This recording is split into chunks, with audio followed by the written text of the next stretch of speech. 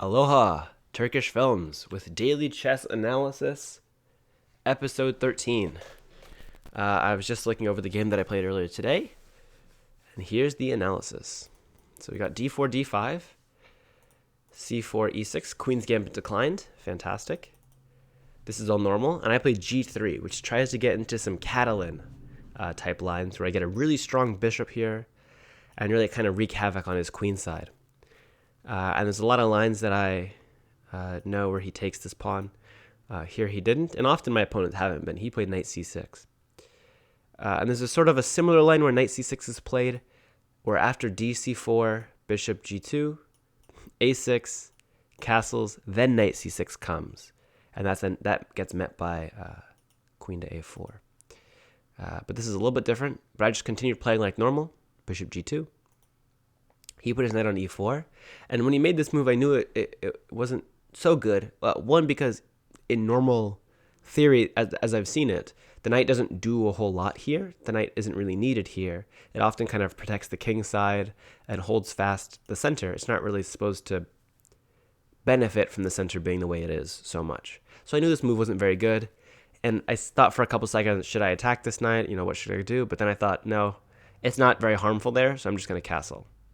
That's great. My opponent made a bad move, but there was no need for me to, tell him right then. Basically, if I make good moves, let me change this really quick.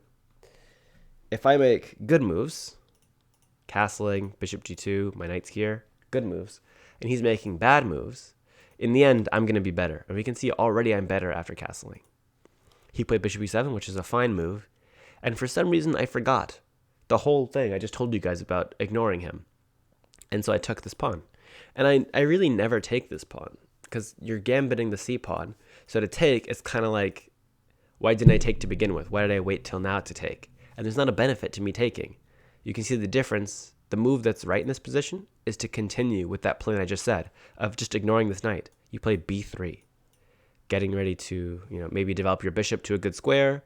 You're also defending the center pawn. This move has nothing to do with this knight. We just continue on our way. And this knight is going to have to move at some point because it's not doing anything. And maybe moves like, knight e1 or knight d2 are coming to attack this knight with the bishop. Okay. Anyway, I took the pawn and he took back. Knight c3 developing, right? Attacking this knight here, attacking this pawn. Sometimes your knight goes to b2, but I didn't want to unnecessarily blocking this bishop. So I played knight c3. He castled, which is great. I played queen b3. Now, when I first ran the analysis, it said queen b3 is just fine. It's not great. Now it's saying it's the best move. I definitely like the idea of knight e1 a lot better. Knight e1, right, attacking, but also I can now mobilize my pawn to attack in the center. Queen b3 is just handily met by knight a5. The idea behind queen b3, by the way, in case you're wondering, is that this queen here is attacking this pawn with this knight. So it's a double attack here, and the knight attacks the queen. And the queen really shouldn't take that pawn. You might be thinking, wait a second, knight a5 doesn't defend this pawn for a second time. The idea, though, is after queen takes pawn, knight captures c3. So now my queen is not defended anymore, and he's actually forking that pawn and the queen. So let's say I take here, then he's able to take here after I move, and then he takes here. And so he was able to pick my knight up for free. So if we don't want to lose a knight for free, in this position we would take this knight over here, but still he can take here. After my king moves, he just trades his knight off for the bishop. And we can see that my queen is left off sides. He's left with two bishops, which can be very powerful. And I'm left with an isolated pawn, a king in the corner. I will get a rook developed to a semi-open file, but it's not really a match for what he's got going on. And so here, black definitely takes the advantage. So I just played queen b5, continuing to attack the pawn. He played the very natural-looking c6, both attacking the pawn, defending the knight, and defending the center pawn. c6 is just a great move. I put my queen off to the edge of the board instead of bringing it back. He attacked my queen again, and I finally brought my queen back. And we traded. So you can see my queen went here, here, here, here. So it spent a long time. And when I was moving my queen all these times, and he put his knight on c4, I was like, okay, there's no way that That's theory. I definitely messed up somewhere because he looks so strong, right? He still has 2 bishops, and he has his knight on this major square here. Now, often we talk about knights being on outposts, right? You have a pawn defending a knight somewhere in the opponent's camp where no pawns can attack this knight, right? This knight's very good on the square where it's at right now. But this one it's like a mega outpost. We have 2 pawns defending it, and those pawns are defended. Now, if you notice, this pawn is a little bit weak, but this diamond structure is one that I haven't seen very often at all, and it's so strong for this knight. So the first thing we do is my queen's here, so I play e4. My queen's supporting e4, and it's trying to maybe harass this knight a little bit. He played a5, which I didn't quite understand. I didn't think he was trying to go for a move like this, just because I can take that, and if he takes with the bishop, a3 just seems to very easily kick his bishop out.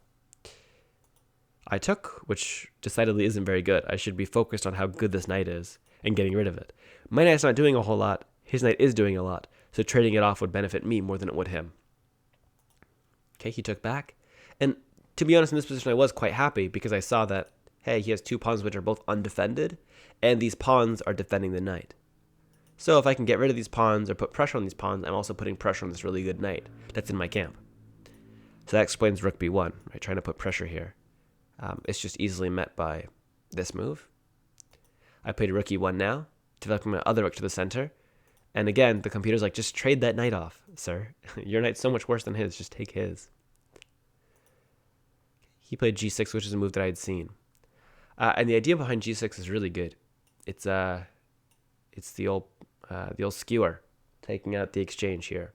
And actually, you'd get more than that, because after my queen moves, I'd have to move my bishop first. So it gets time as well. I saw that, so I played queen e2, lining up against this bishop. He moved his bishop, very good. And knight e5. And this is funny, I was talking about this position with my brother, and the computer says knight h6, or bishop h6. And I was like, yeah, but why would I play bishop h6 when he can just move his bishop over? And he was like, because you just take it, it's mate in 2. And I hadn't actually seen that it was mate in 2. I hadn't actually seen bishop h6 in the first place. But after seeing that there's positions which are mate in 2, it becomes a little more interesting to play bishop h6. And the line the computer gives is to play bishop f5, counterattacking my rook. I would take his rook. He would take my rook. And do I save? This is the question. I want to put my bishop here, but I also want to take his bishop. Okay, computer says take his bishop. Yeah, it says every other move is just equal. Bishop c5, it says, is just equal. But this is what gives me a little bit of a fighting chance, because his queen is a little bit uncomfortable. And now he can play knight e5. Okay, I'm getting a little bit in the weeds here.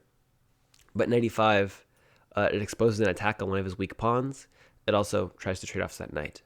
And I saw that he'd play rook e8, putting more pressure on this knight, which is pinned to my queen. And I thought f4 was just fine. f4 defending my knight. Computer very, very much prefers bishop to f4. And it makes sense to defend with the bishop as opposed to the pawn, because my pawn can't go backwards.